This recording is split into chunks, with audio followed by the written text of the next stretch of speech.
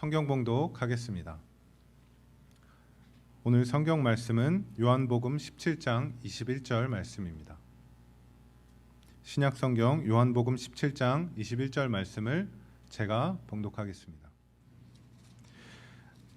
아버지여, 아버지께서 내 안에 내가 아버지 안에 있는 것 같이 그들도 다 하나가 되어 우리 안에 있게 하사 세상으로 아버지께서 나를 보내신 것을 믿게 하옵소서. 오늘 이제 그 표를 정하고 이 표를 주제로 해서 설교를 하게 됐는데, 이 표는 저기 있습니다. 성전 안으로 그리고 세상 속으로. 저 두 가지 그 단어가 나오죠. 성전과 세상 이런 단어가 나오는데 사실은 경건에 관한 얘기예요. 다른 말로 표현하면 경건한 삶에 대해서 제가 설교를 하려고 하는데, 표가 그겁니다. 성경 말씀은 요한복음 17장 21절이죠. 저기 있지만 아버지여, 아버지께서 내 안에 내가 아버지 안에 있는 것 같이 그들도 다 하나가 되어 우리 안에 있게 하사 세상으로 아버지께서 나를 보내신 것을 믿게 하옵소서. 저기 이제 아버지 안, 또 예수님 안이 나오는데 저게 이제 성전 안으로 제가 표현됐고요. 그 다음에 세상, 하나님 안에 있다가 우리를 세상으로 보내시거든요. 세상 속으로 이렇게 표를 정했어요. 사실은 이제 금년에 성전이 완공될 것으로 예상하잖아요. 작년에 됐어야 되는데 완공이 안 됐어요. 그래서 작년에 뭐 내곡동에 주님의 에클레시아를 세우소서 그랬는데 성전은 완공이 안 됐지만 제가 볼 때 에클레시아가 좀 세워진 것 같아요. 왜냐하면 이번에 제가 투표할 때 보니까 108명이 처음에 투표를 시작했어요. 그래서 끝날 때까지 보면 거의 그 숫자가 변하지 않더군요. 제가 그래서 볼 때 적어도 우리 교회 108명의 헌신된 다윗교회 성도들이 있구나, 그런 생각을 했습니다. 그럼 108명이요? 결코 적은 숫자가 아니에요. 왜냐하면 제가 볼 때 우리 교인들은 한결같이 일당 100하는 사람들이거든요. 그러니까 몇 명이에요? 1080명인가? 이렇게 되는 거죠. 그렇게 웃는 우리 유명한 저기 집사님부터가 일당 100한 사람 아니에요? 저 지금도 잊지 못하는 게, 처음 기도를 와서 하나님 안녕하세요. 그래서 제가 그때 웃지도 못하고 그랬던 기억이 있는데, 참 우리 귀한 분들 많이 계시거든요. 그래서 제가 볼 때는 그래, 우리 다윗교회가 한 13년, 12년 되니까 정말 이제 핵심 멤버가 세워졌다. 에클레시아가 세워졌구나. 그런 생각이 좀 들었어요. 그래서 비록 예배당은 완공이 안 됐지만 어떤 그리스도의 몸된 이 지체로서의 교회, 그리스도의 몸인 교회는 세워졌구나, 그런 생각을 다시 한번 지난주를 통해서 하게 됐습니다.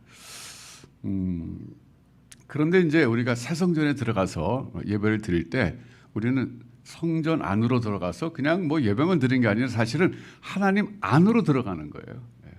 영적으로 말하면 또 주님 안으로 들어가는 겁니다.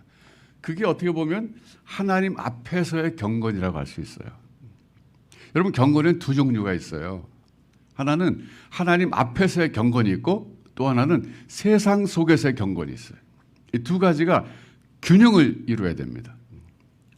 그래서 오늘 이 두 가지를 말씀드리려고 그래요. 성전 안에서의 경건과 세상 속에서의 경건이 뭐냐. 그래서 올 한 해는 새롭게 경건하게 살자, 그거예요. 약간 표현이 진부하죠. 늘 듣던 얘기지만 그래도 표현을 제가 달리 했잖아요. 성전과 세상이라는 개념을 통해서 경건의 참뜻을 설명해 드리고, 우리가 금년에는 보다 더 경건한 삶을 살자, 이렇게 설교를 하려고 합니다. 제가 찬송가 하나 소개해 드릴게요. 찬송가 442장입니다. 화면을 통해서 좀 여러분 보시기 바라요.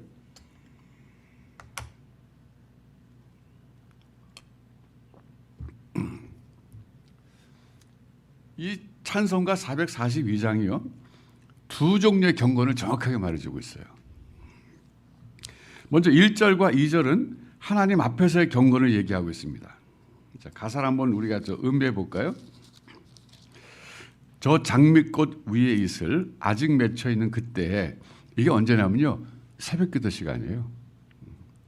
새벽기도 시간에 귀에 은은히 소리 들리니 주 음성 분명하다. 그러니까 새벽에 나가서 기도할 때 주님의 음성을 듣는다. 이거는 하나님 앞에서의 경건한 시간을 갖고 있는 겁니다. 그건 이제 후렴은 이제 그렇고 2절 보면 그 청아한 주의 음성 우는 새도 잠잠케 한다. 그러니까 새벽에 거의 기도할 때 사위가 조용해지는 거예요. 주님의 음성을 그 고요함 속에서 계속 듣습니다. 내게 들리던 주의 음성이 늘 귀에 쟁쟁하다. 그러니까 새벽마다 하나님 앞에 나가서 주님 안에 들어가서 하나님을 만나면서 주님의 음성을 듣는 겁니다. 근데 그 다음에 이제 3절이 세상 속으로예요. 밤 깊도록 동산 안에 주와 함께 있으려나. 이거 보면 또 철야기도 한 것 같아요. 이분은. 새벽기도만 한 게 아니라. 그런데 괴로운 세상에 할 일 많아서 날 가라 명하신다. 이거. 그러니까 우리는 두 가지 경건을 가져야 된다는 거예요. 하나는 하나님 앞에 나갔을 때 하나님과 교제를 통한 그 경건. 그 다음에 거기만 계속 있고 싶은 거예요. 어떻게 보면. 왜? 괴로운 세상에 나가기 싫거든요. 그런데 세상에 할 일 많아서 날 가라 명하신다. 세상 속에 들어가서 이제는 실천하라 그런 얘기죠. 그러니까 여기 지금 찬송가 442장이 아주 정확하게 두 가지 경건을 담은 찬송가 가사예요. 여러분, 먼저 그럼 생각할 것은 성전 안에서의 경건인데 이거는 뭐냐면 우리가 언제 이것이 가능하냐면 일주일에 한 번 적어도 예배자로 서서 주일에 예배 드릴 때 가능해요. 오늘부터 우리 임례성을 좀 바꿨잖아요. 우리 하나님 우리 예배자입니다. 예배자로서의 찬양을 드렸는데 여러분 예배라고 하는 것이 뭐냐 하면 하나님과 예수님과 우리가 하나라는 것을 확인하는 일종의 종교적 의식이에요. 예배는 종교적 의식이잖아요. 근데 어떤 의미가 있냐면 하나님과 예수님과 우리가 하나라는 것을 확인하는 그런 시간이에요. 어떻게 보면 거기서 우리의 정체성을 확인하는 시간이에요. 우리는 누구냐 이거예요. 하나님 안에 있는 사람이다. 오늘 요한복음 17장 21절에 얘기하잖아요. 아버지께서 내 안에 내가 아버지 안에 있는 것처럼 그들도 다 하나가 돼서 우리 안에 있게 하사. 이게 신비한 연합을 얘기하고 있어요. 하나님과의 신비한 연합을 얘기하고 있어요. 그러니까 예배 시간은 뭐냐면 하나님과 우리가 하나라는 것을 확인하는 시간이에요. 그때 하나가 되는 게 아니라 하나라는 것을 새롭게 깨닫는 시간이다. 그런 뜻입니다. 그리고 거기서 우리가 뭘 하냐면요. 하나님의 언어와 하나님의 마음을 배워요. 왜? 하나님 음성을 듣는 거거든요. 그리고 하나님의 마음을 우리가 배워요. 하나님의 언어와 하나님의 마음 이 두 가지를 배웁니다. 그리고 그것으로 끝나는 게 아니에요. 거기서 다른 중요한 게 또 한 가지 있는데 뭐냐면 그것은 우리의 제사장적 역할을 합니다. 그게 뭐냐면 세상을 위한 중보기도 하는 거예요. 네. 아까 우리 정관섭 장로님 기도 중에 우리 제사장이라는 말을 쓰셨거든요. 맞아요. 우리가 제사장이에요. 여러분 제사장이 뭐냐면 하나님 앞에 서서 백성들을 위해서 기도해 주는 사람들이 제사장입니다. 그러니까 우리가 예배 시간에 나가서 하나님과 하나됨을 확인할 뿐만 아니라 거기서 우리 해야 할 역할이 있는데 세상을 위한 중보기도예요. 저는 그런 생각을 목회자로 살면서 여러 번 했는데 어떤 생각이냐면 정말 세상을 떠나서 저 산속에 들어가서 혼자 기도하다 삶을 마치고 싶다. 이런 생각을 저는 참 어떻게 보면 많이 했어요. 왜냐하면 그게 편하니까. 여러분 그거 편한 거예요. 뭐 사람들이 볼 때는 뭐 외롭지 않을까 그러는데 아니요. 저는 이제 다큐멘터리를 즐겨보는데 제가 부러워하는 사람들 가운데 하나가 암자에서 생활하는 스님들이에요. 이분들 부럽더라고요. 맑은 공기 속에서 번뇌를 다 세상에 떨쳐버리고 거기 앉아서 명상하면서 인생의 의미를 생각하는데 물론 우리랑 길은 다르죠. 하지만 그 형태, 삶의 그 스타일 자체는 어떨 때는 부러워요. 거기다 또 좋은 차는 많이 마시더라고. 좋은 차, 녹차 다 드시면서 또 음식도요 건강식 다 하시더라고요. 히말라야 산이나 이런 데 가면 말이죠. 지금도 그렇게 기도하는 사람들이 있대요. 뭐 우리나라도 산기도 하는 분들 많이 계시죠, 지금. 그러니까 계속 거기서 하는 거예요. 그러니까 오늘 찬송가 442장의 1절, 2절에 해당되는 사람들이에요. 그냥 밤 깊도록 동산 안에 주님과 함께 있고 싶어 하는 거예요. 새벽에도 있고 저녁에도 있고 뭐 세상과 나는 간 것 없고 구속한 주만 보이는 삶. 얼마나 편하겠어요. 네. 그래서 그 사람들의 역할은 뭐냐면요, 세상을 위한 중보기도예요. 그분들은 신문이나 온갖 거 보고서 한 일이 뭐냐면 밥 먹고 기도하는 거예요. 어떨 때는 저는 그런 삶이 부러워요. 그게 훨씬 낫겠다. 그런데 442장 3절처럼 밤깃도록 동산 안에 주님과 함께 있고 싶어 하지만 그러나 세상으로 나가라 그러시는 거예요. 어떻게 보면 말이죠, 이 예배 시간은 재충전하는 시간이 돼야 돼요. 하나님으로부터 영적인 힘을 다시 공급받는 시간이 돼야 돼요. 또 여기 이제 오늘도 두 분이 이제 바이올린하고 이제 악기로 연주하셨지만 그 튜닝 하잖아요. 튜닝. 연주하기 전에 반드시 튜닝하고 하잖아요. 예배 시간은요, 영적 튜닝의 시간이에요. 일주일 동안 살다 보면 이게 줄이 느슨해지거든요. 틀어지거든요. 근데 그걸 바로 잡는 시간이 필요한 거예요. 그러니까 우리가 일주일에 한 번 하나님 앞에 나와갖고 하나님 앞에서 영적 튜닝을 하는 시간이 이것이 예배 시간입니다. 거기서 힘을 또 새롭게 얻어요. 그래서 그 힘을 얻어서 뭘 하느냐? 세상으로 나가서 이제 하나님 원하시는 스타일의 삶을 살아야 되는데, 그럼 그게 어떤 삶이냐? 여러분, 야고보서 1장 26절과 27절 한번 보겠습니다. 야고보서 1장 26절과 27절. 여기 보면 경건에 대해서 정의를 내려주고 있어요. 경건이란 뭐냐? 이런 구절도 참 소중한 구절이에요. 왜냐하면 경건이 무엇인지를 아주 명확하게 말해주고 있거든요. 누구든지 스스로 경건하다 생각하며 자기 혀를 재갈 물리지 아니하고 자기 마음을 속이면 이 사람의 경건은 헛것이라. 하나님 아버지 앞에서 정결하고 더러움이 없는 경건은 곧 고아와 과부를 그 환난 중에 돌보고 또 자기를 지켜 세속에 물들지 아니하는 그것이니라. 이게 경건에 대한 데피니션, 정의예요. 여기서 26절에서 말하는, 강조하는 건 뭐냐면요, 아까 제가 말씀드렸죠. 하나님 앞에 나가서 예배 드릴 때 우리가 뭘 배워야 된다? 하나님의 언어와 하나님의 마음을 배워야 된다 그랬어요. 세상에 살면서 우리가 해야 될 건 뭐냐면 우리의 언어가 하나님의 언어가 나와야 된다는 거예요. 하나님으로부터 배운 그 말이 우리 속에서 소화돼가지고 나가야 된다 이거죠. 하나님의 언어를 말해야 되고, 그 다음에는 하나님의 마음이 보여줘야 돼요. 우리 삶을 통해서. 그런데 26절의 문제점은 뭐냐면 나는 경건해요. 그래 놓고서는 말은 하나님의 언어를 해요. 그런데 실제로 행동 거의 따라주지 못하는 거예요. 그러니까 언행일치가 안 되는 거예요. 사실 우리 그리스도인들이 세상에서 욕먹는 이유가 뭐예요? 말은 사랑해야 됩니다. 또 사랑하는 삶을 저는 살고 있습니다. 그러면서 행동이 못 따라줄 때 욕먹잖아요. 말과 행동이 일치하는 삶. 하나님의 언어를 말하는 사람이라면 하나님의 마음을 보여줘야 되는데 하나님의 언어를 말하면서 인간의 마음을 보여주니까 사람들이 실망하는 거예요. 이게 우리 숙제잖아요. 사실은 저는 제가 목사가 돼가지고 정말 저를 너무너무 괴롭게 하는 게 이 말씀이에요. 이 관련 기절이 야고보서 3장 1절입니다. 야고보서 3장 1절에 보면 이런 말씀이 있어요. 내 형제들아, 너희는 선생된 우리가 더 큰 심판을 받을 줄 알고 선생이 많이 되지 말라. 이건 목회자가 되지 말라는 얘기예요. 왜? 선생은 가르치는 사람이에요. 목회자는 말씀을 배워가지고 깨닫고 성도들에게 가르치는 사람인데 문제는 더 큰 심판을 받는데, 왜냐하면 그만큼 하나님 더 많이 깨닫게 하셨기 때문에 그 깨달은 만큼 더 살아야 되는데 실제로는 더 살지 못할 가능성이 많거든요.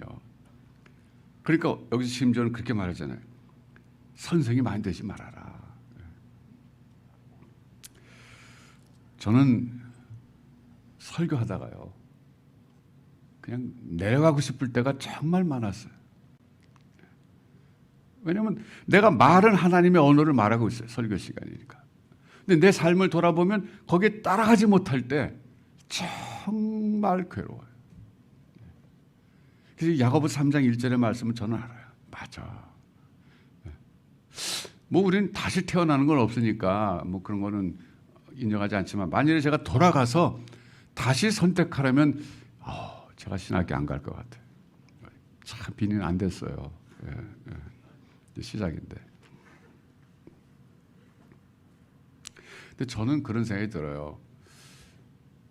일장일단이 있다 이게 신학교 가는 게. 장점 뭐냐? 그래도 말씀을 계속 파고들어서 연구하다 보니까 깨닫는 건 많아요. 예. 제가 만약 목사가 안 됐으면 이렇게 못 깨달았죠. 근데 거기 괴로움이 있는 거예요. 깨달을 만큼 살아야 되는데 이게 안 따라줄 때 괴로움.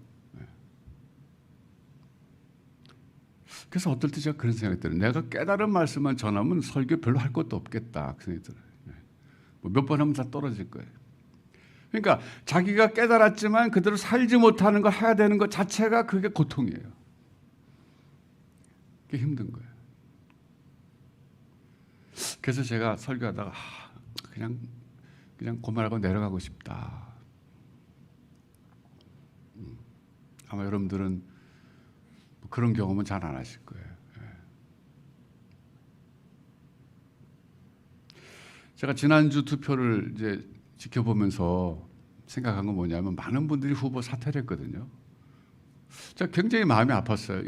이거 하실 만한 분들, 해야 될 분들이 이렇게 사퇴를 할까. 근데 제가 그 이유를 뭐 정확하게 본인들이 뭐 속마음까지는 말씀 안 했었지만 그냥 일반적인 얘기 했거든요. 저는 아직 부족해서요. 뭐 대체적으로 그런 말씀 많이 하셨는데 그 부족하다고 하는 말이 결국은 이 야고보서 3장 1절 말씀을 생각한 게 아닐까. 꼭 요 규정 아니라 할지라도 난 아직 장로 자격이 없어요. 난 자신 없어요. 난 아직 권사 못 하겠어요. 난 아직 뭐 안수 집사 못 하겠어요. 뭐 그런 생각들을 하셨을 것 같아요.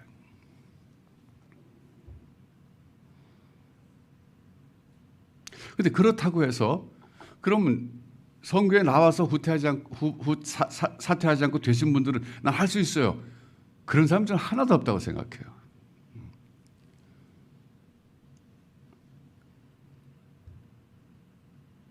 두렵고 떨림이죠. 두렵고 떨림이에요, 여러분. 그게 정상적인 반응이에요. 하나님이 나를 쓰시겠다고 할 때 예레미야를 비롯해서 무슨 선지자들 보면 전부 안 한다 그러잖아요. 못 한다 그러잖아요. 그게 정상적인 반응이에요. 우리 사실 다 그런 마음도 갖고 있어요. 그럼에도 불구하고 누군가는 그걸 해야 되는 거예요. 여러분 목사들 자신이 없다 그래서 아무도 목사 안 하면 어떻게 교회가 되겠어요? 장로들 자신이 없다 그래서 누구나 다 하면 어떻게 교회가 성립되겠어요?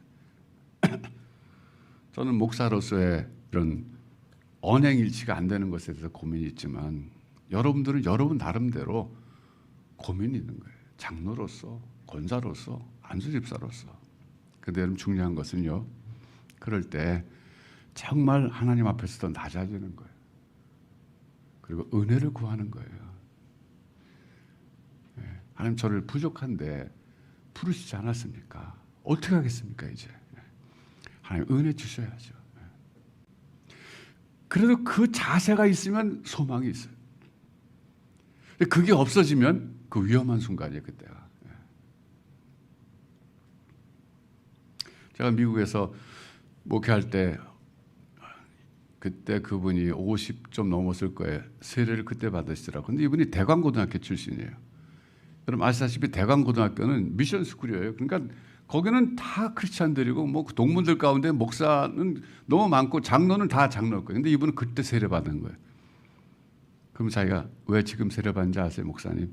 저는 목사 장로는 꿈도 꾸지 못했지만 저는 세례 교인도 자신이 없었어요. 그래서 내가 세례를 받았을 때 내가 세례 교인으로서 그리스도인으로서 내가 살아갈 자신이 없어서 미루다 지금까지 왔어요. 근데 이제는 받으려고 그래요. 그러더라고요. 그 아들이랑 같이 받았어요. 그래서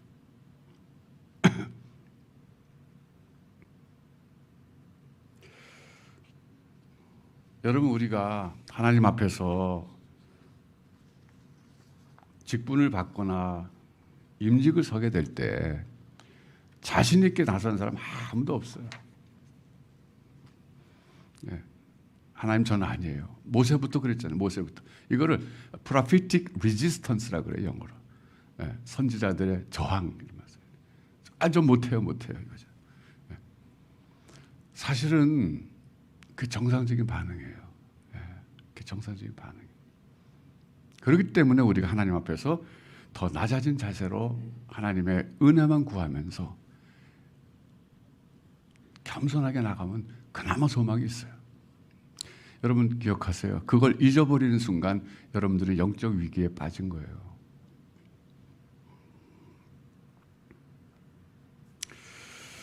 저는 이제 성전 건축을 지금 이제 금년에 완공할 걸 내다보면서 이제 표를 저렇게 성전 안으로, 우리 새 성전 안으로 들어가자 그거예요. 보다 하나님 앞으로 깊이 나가고 또 하나님 안으로 더 깊이 들어가자 그런 뜻입니다. 또 영적으로 더 경건해지자 그런 얘기입니다. 이제 그러면서 이 건축에 대해서 어떤 의미가 있는가를 다시 한번 제가 생각해 봤습니다. 그래서 뒤돌아봤어요. 제가 지금까지 건축 과정을. 이 건축 과정이 지금 여기까지 와서 중단됐다가 이제 1월 중순경에 재개하려고 그래요, 여러분. 지금 이제 스케줄대로 하면은 지금 이제 PM이 열심히 해가지고 이제 시공사를 요 다음 주 중에는 이제 계약할 것 같습니다. 새로운 시공사. 근데 뭐 가격이나 모든 게 다 괜찮은 것 같아요. 아직 정확하지 않아서 뭐 공적인 발표 못하지만은 가격도 좋고 또 좀 잘 할 만한 곳으로 판단이 돼요. 그렇게 되는데 1월 중순에 이제 공사를 시작할 것 같아요. 그럼 이제 금년에 완성되겠죠. 뒤돌아가 생각해 보니까 우리 처음부터 재정이 없었어요. 그럼 아시다시피 우리가 건축하려고 막 애를 쓰고 그동안 헌금 모아두지 않았잖아요. YMCA가 건물을 파는 바람에 할 수 없이 나올 수밖에 없어요. 그래서 우리가 이제 그때 앉아가지고 계산해 봐야 되잖아요. 예수님도 그랬잖아요. 뭐 건물 짓기 전에 망대 세우기 전에 앉아서 계산해 봐라 그러시잖아요.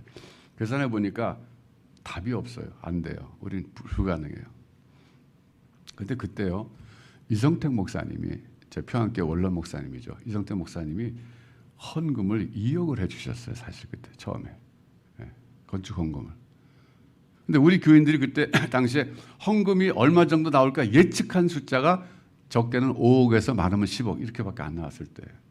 그 당시 헌금한 11조나 헌금한 교인들의 그 퍼센테지 비율을 가지고 산출해 볼 때 조금 나오면 5억, 많이 나오면 10억이었어요.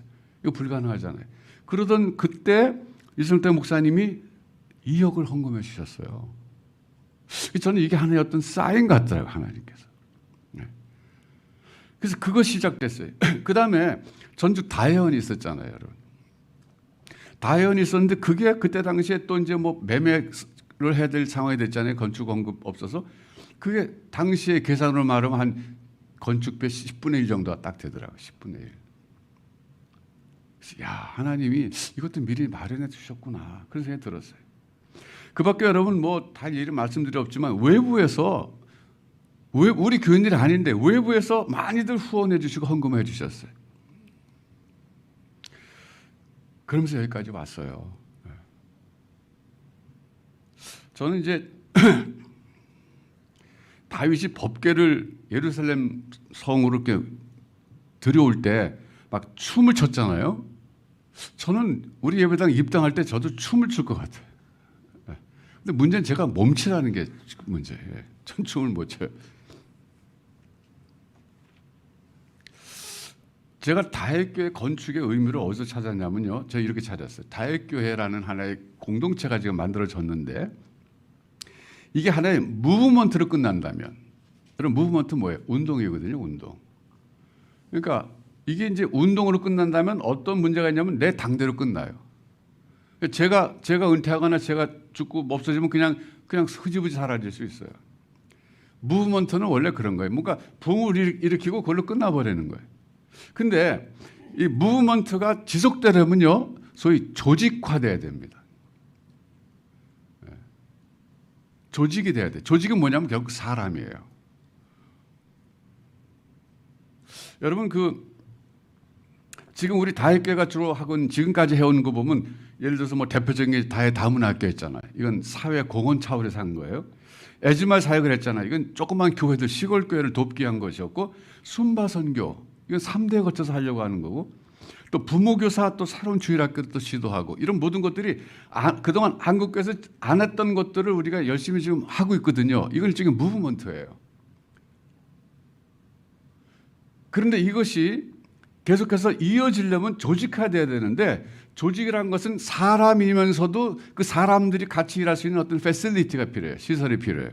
뒷받침해주는 그 예배당이거든요.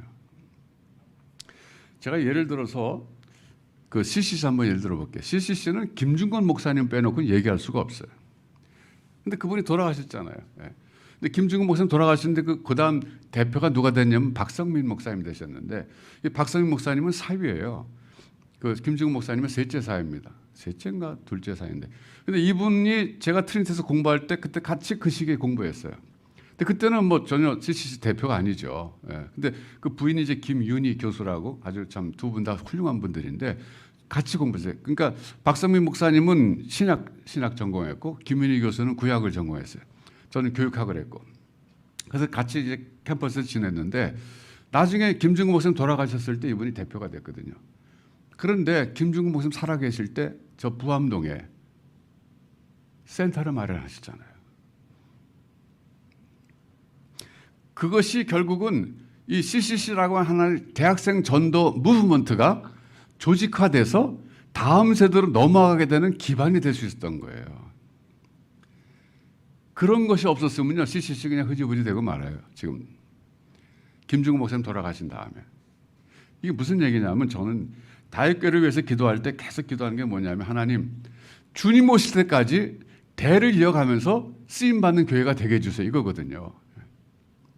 그러려면 이것이 무브먼트로 끝나면 안 돼. 제 당대로 끝나면 안 되고 이것이 조직화돼야 되고 즉 사람이 여기에 뜻을 같이 하는 여러분 같은 사람들이 필요한 거예요. 108명이 이번에 투표했잖아요. 그럼 108명이 세워졌을 뿐만 아니라 그 108명이 이 사역을 계속 이어갈 수 있는 이끌어갈 수 있는 그 뒷받침되는 시설이 있어야 되는데 대표적인 게 예배당이거든요. 저는 여러분 솔직히 말하면 다윗교회가 예배당을 가질 수 있을까 생각도 안 했어요. 하나님께 맡겼어요. 그야말로. 뜻이 계시면 주실 것이고 아니면 아니지. 내가 뭐 욕심껏 대를 이어가도록 예배당 마련해놓고 가야 되겠다. 이런 생각 꿈에도 안 했어요. 왜냐하면 불가능하다고 생각했어요. 인간적으로는. 그런 하나님이 환경을 통해서 우리를 몰아가시면서 예배당을 짓게 하시는 거거든요. 전 여기서 하나님이 우리 교회를 대를 이어서 쓰시겠다고 하는 사인을 봤어요. 제겐 예배당 건축이 그런 의미가 있어요. 하나님이 계속 쓰시려고 그러시는구나. 내 당대로 끝내는 게 아니라 이 무브먼트가 조직화돼 가지고 다음 세대로 계속 이어지면서 하나님 계속 쓰시려고 그러시는 걸 하는 것을 예배당을 주시는 걸 통해서 확인했다 그런 뜻이에요. 그래서 저는 기쁘죠. 감사하죠. 이제 중요한 것은요. 제 다음에 오실 목사님이에요. 전 누가 올지 잘 모르지만 그냥 하나님께 기도하고 있어요. 여러분도 기도해 주실 거 부탁드려요. 정말 귀한 분이 오셔서 이것이 무브먼트로 끝나는 것이 아니라 같이 여기에 동참하면서 양떼도 이끌고 갈 수 있는 그런 영적 지도자. 여러분 기도해 주시면 반드시 하나님이 그런 분을 보내실 줄 믿습니다.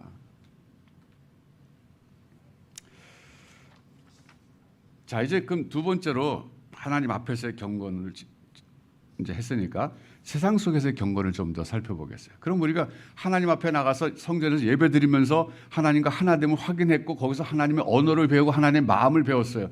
그래서 제사장 기도를 했어요. 재충전됐어요. 또 영적 조율을 튜닝을 했어요. 그 다음에 우리 어떻게 되느냐? 세상으로 나가라 그러는 거예요.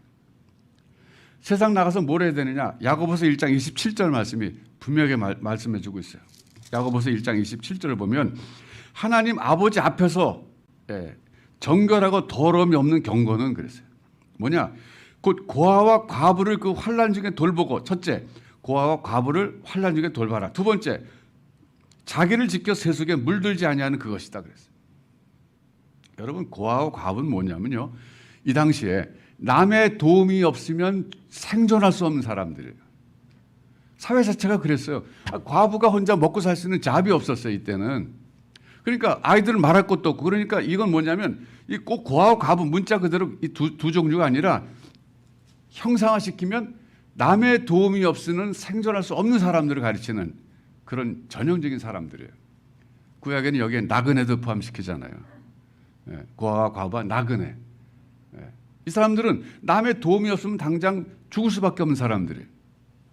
그러니까 우리 시대에 지금 이런 사람들이 있다면 그 사람들을 적극적으로 돕는 것이 이것이 경건이다 이런 얘기. 그러니까 하나님 앞에 나가서 24시간 기도하는 것만이 경건이 아니라 그런 경건을 통해서 힘을 얻었으면 세상으로 나가서 이제 이런 거 실천해야 된다 그런 얘기.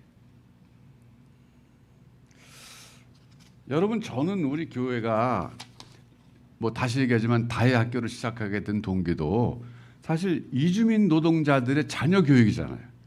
이주민이란 그 자체가 나그네입니다, 여러분. 구약에서 말한 나그네가 바로 이런 사람들이에요. 그 나그네 자녀들이 교육을 받지 못하는 상황을 알기 때문에 그들을 돕고자 하는 마음으로 출발한 거거든요. 예. 저는 극히 성경적인 사역이라고 생각해요. 이제 그런가 하면 우리가 순바를 하고 있잖아요.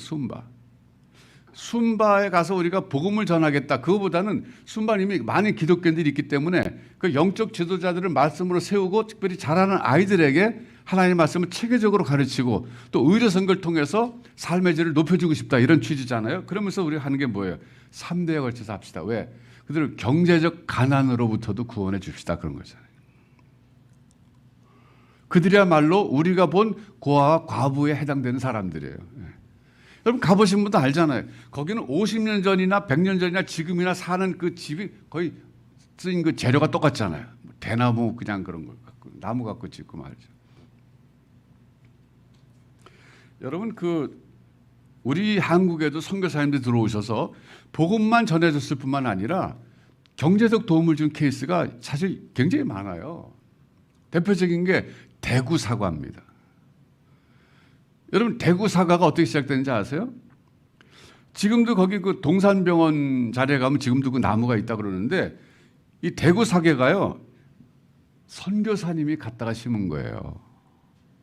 이 기록에 의하면 존슨 그 우드 브릿지라고 하는 의사가 닥터가 대구 동산병원의 원장으로 이제 취임하셨는데 이분이 보니까 대구에 능금만 있었대. 능금. 사과가 넘어간 능금이 있었는데 그게 능금은 보잘것 없잖아요. 근데 이분이 미국에 있는 그 사과 그 나무를 생각한 거예요. 미주리주에서 사과를 갖고 왔대. 뭐 붙여달라 그런 것 같아. 사과 나무 왔는데 이거를 거기다 심은 거예요. 대구에다가. 그래가지고 그 미주리에서 온 그 사과 나무하고 대구 능금하고 접붙여갖고 만든 게 이게 대구 사과예요. 그러니까 여러분 대구 사과 때문에 대구 얼마나 경제적으로 윤택해졌어요. 우리 어렸을 땐 대구 사과밖에 없었어요. 그 미주리주에서 왔더라고. 저는 미주리주 그러면 생각나는 게 교통 티켓 받은 거 생각 안 나요. 미국에서 한번 여행하다가 미주리 지나가게 됐는데 밤 늦었어요. 근데 이게 언덕길이었는데 껌껌하니까 길도 낯설고 그러는데 가는데 갑자기 뒤에서 교통경찰이 잡더라고요. 그랬더니 저한테 보더니 too fast 그러더라고요. 그랬더니 티켓 주더라고요. 거기서 어쨌든 간에 그 온 사과가 대구를 경제적으로 윤택하게 한 거예요. 여러분 사실은요. 우리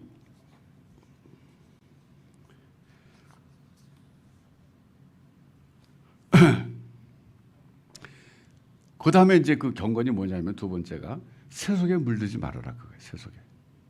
한쪽으로는 고아와 과부 같은 사람들을 참 생존하러 도울 뿐만 아니라 더 중요한 것은 어떻게 보면 세속에 물들지 말아라 이거였어요. 이 세속에 물들지 않으려면 어떻게 되냐면요. 자신에 대한 분명한 정체성이 있어야 되는 거예요. 나는 누구냐 이거예요. 세속에 물들지 않는다는 건 뭐예요? 세속 사람들처럼 되지 않는다는 거거든요. 그러기 위해서는 나는 저 사람들과 구별된 사람이라는 분명한 정체성이 있어야 되는데 그게 어떤 정체성입니까? 나는 하나님의 백성이라는 정체성이에요. 요즘에 한국 기독교를 너무 사회에서 일방적으로 비판하는 잘못된 풍조가 만들어졌다고 저는 생각해요. 근데 이제 근대사를 보면요. 한국 사회가 근대화되는 데 있어서 기독교의 공헌을 빼면 별 할 얘기가 없을 정도예요. 여러분 생각해 보세요. 의료는 어떻습니까? 의료. 연세 세브란스 병원이라든지 뭐 이런 모든 그 환자들 돌봐준 사람들이 의료 선교사들이었거든요. 이제 고종이 재중원이라고 하는 이름을 지어줘서 재중원이 만들어져 갖고 많이 일을 했는데 사실 그 대구에 생긴 동산병원도 원래는 재중원으로 출발했대요 이름을. 그 선교사들이 세운 병원이잖아요 전부. 의료는 말할 것도 없고 음악, 문화, 예술은 어떻습니까? 개신교 공헌을 빼면요 한국 이 클래식 뮤직 쪽에 뭐 이건 얘기할 것도 없는 거예요.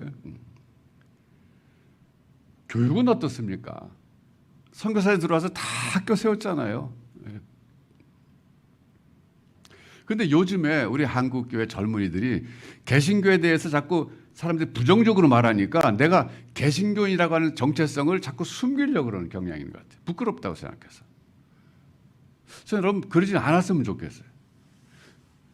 물론 우리 속에 잘못된 것도 있지만 한국 근대화를 보라 이거예요. 그러면 객관적으로. 심지어 한글도 보급되게 된 것이요. 성경의 번역 때문에 그런 거예요. 한글 번역. 그래서 기록이 있어요. 한글 학회에서 기독교 앞에다가 공적으로 감사 편지 보냈다고요. 당신들이 성경을 번역해가지고 한글 보급에 엄청난 역할을 했습니다. 감사합니다 하는 그런 기록이 있어요. 예. 지금도 고아와 과부를 비롯해서 어려운 사역을 하는 모든 기관들의 그 배후가 사실 개신교입니다. 80%가. 제가 이런 말씀드린 건 뭐냐면 우리가 세속에 물들지 않으려면 나는 하나님의 백성이다. 우리는 말하면 나는 개신교인이다. 이 정체성에 대해서 확신이 있어야 되고요. 자부심이 있어야 돼요.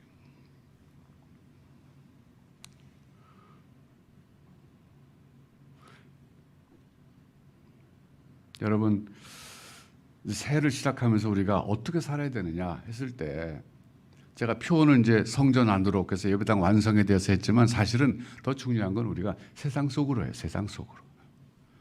세상 속에서 우리가 어떻게 살아야 되느냐. 예. 어떻게 살아야 될지 모르면요. 나훈아 씨처럼 노래하게 되는 거예요. 죽어도 오고 마는 또 내일이 두렵다. 그분이 태서에서 그렇게 얘기하고 있더라고요. 제가 그거 읽을 때 이 사람이 삶의 소망이 없는 것 같다 그런 생각이 들었어요. 하루가 주어졌는데 의욕이 생겨서 난 할 일이 있어 그런 사람과 아무 할 일을 못 느끼는 사람은요. 하루하루가 너무너무 힘든 거예요. 우리 살다 보면 그런 거 느낄 때가 있잖아요. 의욕을 잃어버리고 고통 속에 있을 때 또 오는 하루가 너무 두려운 거예요. 여러분 그러나 우리는 금년에 다시 한번 일어납시다. 코로나에도 지지 말고 다시 일어납시다. 일어나서 하나님 앞에 나가서 우리가 하나님과 하나됨을 확인하고 거기서 하나님의 언어를 배우고 하나님의 마음을 느끼고 제사장에서 기도를 하고 재충전된 다음에 세상 나가서 오늘 말씀하신 두 가지 고아 과부를 돌봐주고 그러면서 자기를 지켜서 세속에 물들지 않으면서 경건한 삶을 살 때 저는 그렇게 살기만 하면 정말 우리는 행복하다고 저는 확신해요. 그것처럼 행복한 게 어디 있겠어요. 그래서 여러분 22년도 하나님 여러분들에게 새로운 선물로 주셨어요. 여러분 두렵습니까? 또 하루가 두려운 게 아니라 또 1년이 두렵습니까? 그렇다면 경건한 삶 쪽으로 방향 전환을 새롭게 한번 해보세요. 예. 새롭게 한번 살아봅시다. 하나님 살아계시잖아요. 하나님 여러분 사랑하시잖아요. 예. 어떤 사람에게 가까이 하실까요? 경건한 사람에게. 예. 그래서 1년 동안 하나님의 사랑을 느끼면서 힘있게 많은 열매 맺는 새해가 되시기를 주님의 이름으로 축원합니다. 기도하겠습니다.